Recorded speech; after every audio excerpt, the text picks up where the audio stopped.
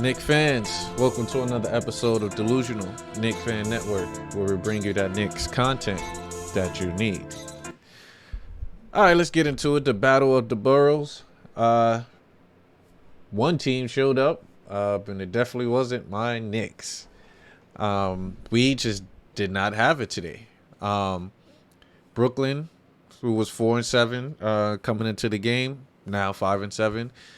They hired a new coach, which was the assistant coach. They got rid of Steve Nash, and they decided to play some defense today. They played a couple of guys that I'm like, who is these dudes killing my Knicks? But it's no new thing that we have players killing the Knicks that we don't know who, or subpar players in the league, kind of putting up career nights against the Knicks. It usually happens. But today was totally different. We didn't have it on the defensive end. We didn't have it on the offensive end. To the point where I literally do not have more than 3 highlights from this game. I really don't. And I don't. So I pretty much got to bring collective highlights of through games that we'd had throughout. Because we were horrible this game. Pretty much to start the first quarter, Julius Randle was going in. It's the only bright spot that we had tonight, which was Julius. And even for me, I was hesitant with Julius in the last game of him having his 8 career 3-pointers for him to pretty much come out firing, which he did. First couple shots he missed, but then Jules got in a nice rotation where he took quite a few threes and made some. So I'm excited about that. Hopefully he can continue. Hopefully he's hitting the gym, and he's putting in that work for that. And take the smart threes. Takes. That's all I ask, is that you take smart threes.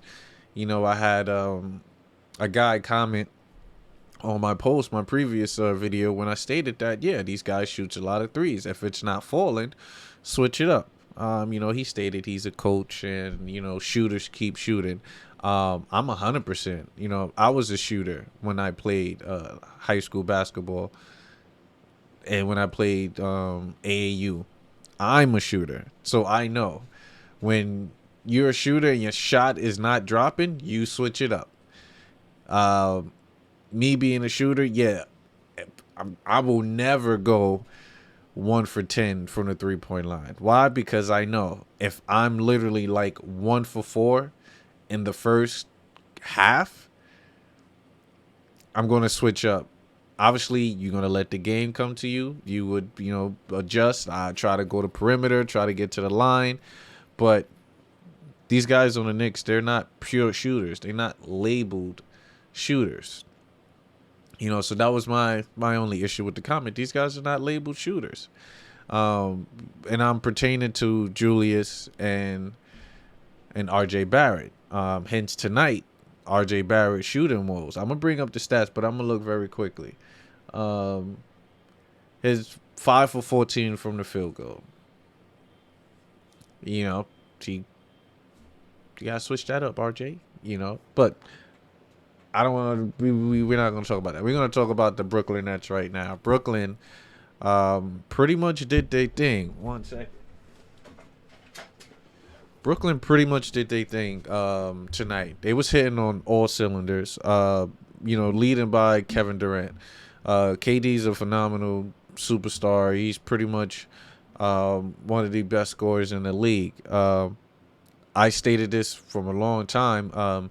Melo being the purest scorer that I ever seen in the NBA, pretty much at his height at 6'8", and being able to hit you from all levels, all levels. I stated that Kevin Durant was that second dynamic player that I love to kind of watch and see, where he just gets to his sweet spots, right? He just gets to his spots. KD literally, he would kill you from the perimeter game. He would kill you from the post, and then he'd do his pull-up threes. Like, KD game is unmatched. Like, flawless game overall.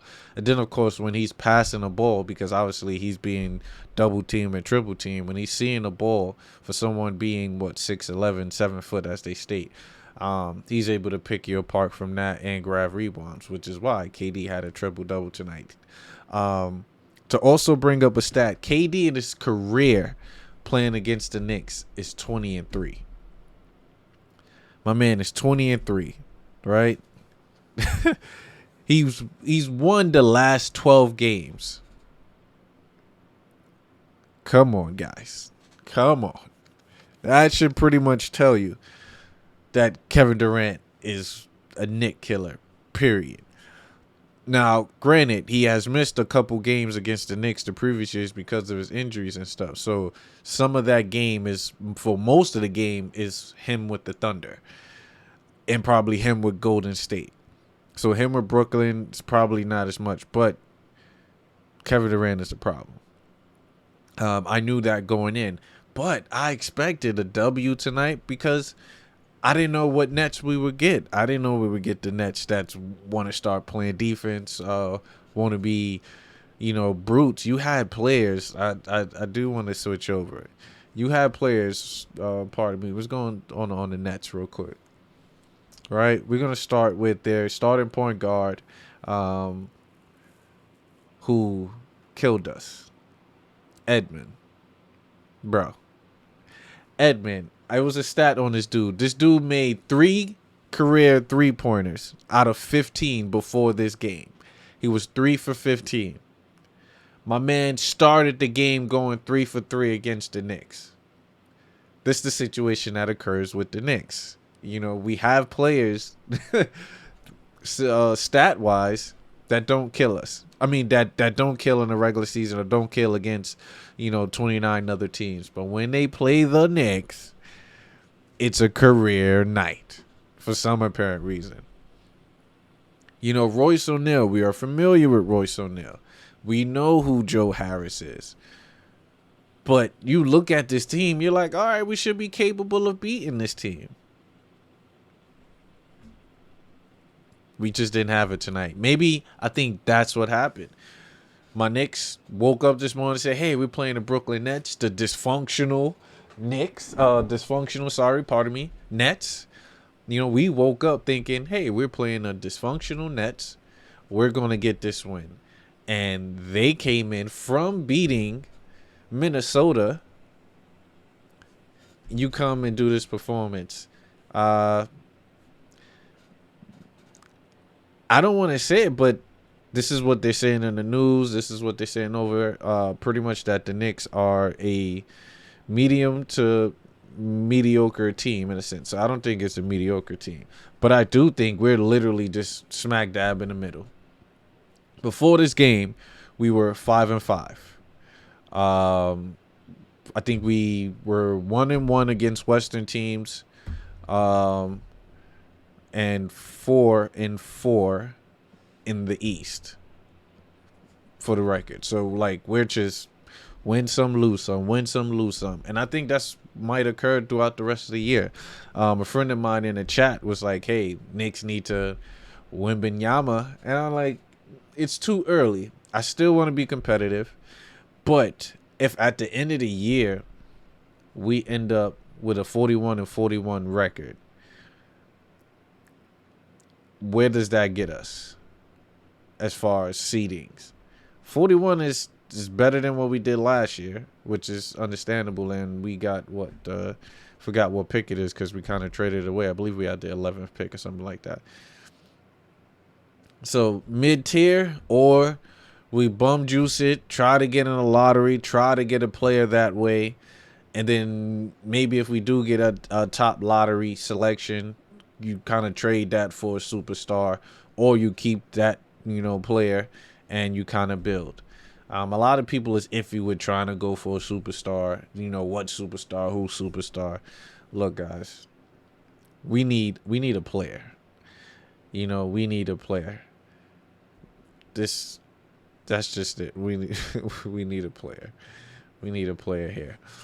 But I thought Joe Harris was going to give us crazy numbers, but you got Seth Curry, who literally just came back from an injury, who was playing poorly in the other games. He literally came in and was scorching us from three, 6 for 11, scorching us. I expect KD to put up his numbers, smooth triple double, efficient triple double, except for his 20% 3-point shooting. Like, that's expected, but the ball movement from the Nets was great. Uh, their defense was great. All with playing under the new coach. I don't know if it's time for the Knicks to play under a new coach. I'm not saying we should, because honestly, let Tibbs roll this year out unless we give it to Johnny Bryant. If we bring Johnny Bryant in, then I might be on the other side of saying, hey, let's switch this up. But let Tibbs ride it out this year. Bring in a new coach that can literally start fresh. We don't want to bring him in during this time period where it's always that record over him, and you're coming in literally a quarter into, not even a quarter, but this is the fresh. You early. So I don't know. Do I even want to look at Nick's stats? RJ, I appreciate, did 2 for 4. Forgive me for earlier for about to get on you about your 3-point per shooting. It was a team as a whole, I should say. Team as a whole. You went 5 for 14 from the field goal, so your layups was kind of missing, but you were 2 for 5. I believe you started 0 for 2. And you knocked down your last 2, which was good because I was getting tight. Julius was 4 for 8, 50%. I think all those 3-pointers came in that first quarter when you was on fire. Cam, I'm rooting for you, Cam. I truly am. I'm rooting for you 100%. But production lately has been poor. JB, 4 for 14. 1 for 5 for 3. This is what I stated before. 3-pointers is not really JB's game. Let's just get to that paint. And we really didn't even have assists flowing tonight. Quick had a horrible game. Hartenstein. So just kind of horrible games all over. Opie, 2 for 7. Only having 7 attempts in this game for me with Opie. It's not good. Obi should definitely have more than that. Even Fournier, I thought Fournier came in and we like, okay, Fournier playing good, but then you look at it, 2 for 7, 2 for 5, still 40% from the 3 though. But just overall, man, it's bad for my Knicks. You shooting 32% from the field goal, you shooting 27 from 3, so that's my issue as a whole. You're still 12 for 43 as a team. That's not good. I do want to see your rebounds. Your rebounds, you still have 56, which is kind of, league still high. 21 assists. I didn't like that. I think we had like 8 assists in that first quarter, or was it first half? Let me see. Do I have my notes? We had 12 assists in the first half. You're not going to win. Not passing or rotating the ball. I'm definitely not going to have a long video for this one. We have a couple games against Detroit and the Thunder. So hopefully, by being 5-6, we can literally be 7-6 come Sunday, which is possible, but I can't put anything past my Knicks right now because we're in a slump. We got to figure it out. We got to push through it. I don't know what can change it. But it's one of those situations where I'm still going to support my Knicks. I'm still going to be there. I'm still going to have that encouragement.